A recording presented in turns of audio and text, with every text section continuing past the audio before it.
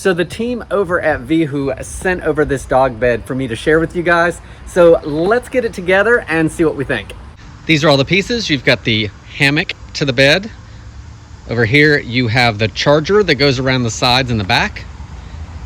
And then over here we have all our assembly pieces. So for the assembly of the dog bed, you want to start out with putting the dog bed with the label facing up.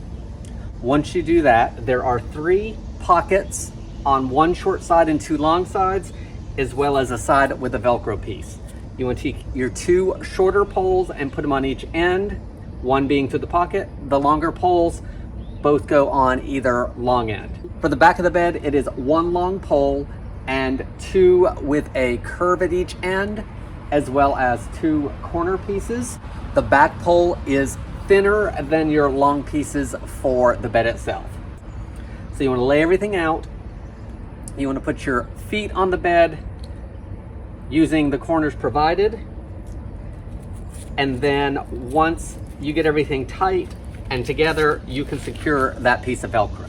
One thing to note is it may be a little wobbly, and that is okay, because once you put it down back on the floor or the ground and press it down, it'll flatten back out and the back will help support it so it doesn't do that. To assemble the back, line everything up together and press it into place.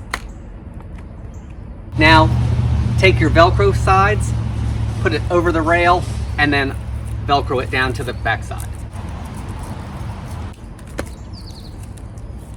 Now let's put the charger on. So once you open it, give it a good fluff because it's been compressed. Then you want to tie each piece down to the frame.